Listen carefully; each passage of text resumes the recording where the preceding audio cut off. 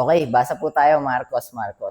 Marcos Kapitulo 7, versikulo 24 hanggang 30. So, tapos na po tayo doon sa ang nagpaparumis tao. Iba na po yung title nito.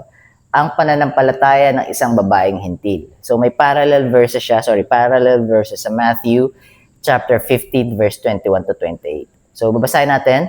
Marcos Kapitulo 7, versikulo 24 hanggang 30. Alright. Verse 24. Umalis si Jesus doon at nagtungo sa isang lugar malapit sa Tyre, at Sidon. Tyre, T-Y-R-E sa English version. So, Tiro, close and open parenthesis, Sidon, at Sidon. Tumuloy siya sa isang bahay dahil ayaw niyang malaman ng mga tao na naroon siya. Ngunit nalaman pa rin nila. 25. Sa katunayan, nang marinig ito ng isang ina na may anak na babaeng sinasaniban ng masamang espiritu, agad siyang pumunta at nagpaterapa sa paanan ni Jesus, bowed down unto the feet of God, unto the feet of our Lord Jesus Christ. 26. Siya ay isang hentil, Gentile, meaning not Jew. So, if she is a Gentile, meaning her God is not the God of Abraham, Isaac, and Jacob. The Jews' God is the God of Abraham, Isaac, and Jacob, which is Yahweh, which is our Lord Jesus Christ. Woo! How could you say Exodus chapter 3, verse 2, verse 4, verse 13, 14, and 15? Read it. And then read John chapter 8, verse 58. It will make sense. Anyways, 26. Siya ay isang hentil na tiga Syrophoenicia. Nagmakaawa siyang palayasin ni Jesus ang demonyo sa kanyang anak. But listen to this. Ngunit sumagot si Jesus at sinabi, dapat munang pakainin ang mga anak. Dapat munang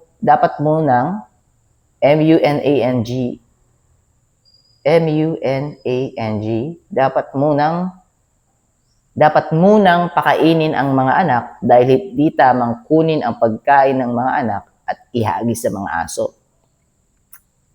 28. Sumagot ang babae, napakalalim po nun. Medyo, feeling ko, babasahin ko rito sa English. 28. Sumagot ang babae, tama po kayo, Panginoon. Ngunit maging ang mga aso sa ilalim ng mesa ay kumakain ng mga mumo na nahuhulog ng mga bata. 29. Kaya sinabi ni Jesus sa kanya, dahil sa sinabi mong iyan, maaari ka nang umuwi. Iniwan na ng demonyo ang iyong anak. Galing ng dito, parang parang yung sa isang centurion. Without even touching, without even seeing, without even getting closer or being near to the person, God can heal them. God can heal them according to their faith.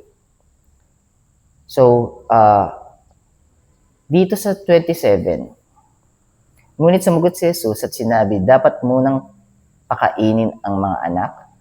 So, medyo napakalalim nito. Pero di ko pipilitin yung sarili ko.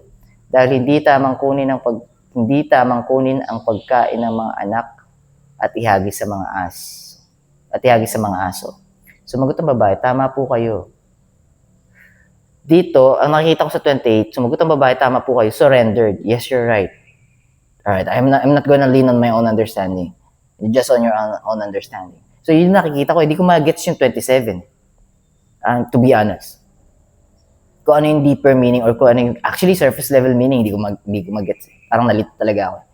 Sumagot ang babae, tama po kayo, Panginoon. Ngunit maging ang mga aso sa ilalim ng mesa, kumakain ng mga mumo na nahuhulog ng mga bata. So, pinapakain muna yung anak, kaya lang yung bago pakainin yung aso, kaya lang sabi ng babae, tama po kayo, pero yung mga nalalaglag po ng mga bata, kinakain din po ng aso. So, kumakain din po yung aso sabay doon sa mga bata. So, yun nakikita ko dito. Pero yung pinakamalutong sa akin o yung matunog is yung sumagot ang babae, tama po kayo, Panginoon.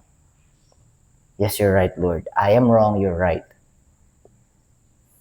Kaya sinabi ni Jesus sa kanya, dahil sa sinabi mong yan, maaari ka nang umuwi, iniwan na ng demonyo ang iyong anak. So, gumaling na agad.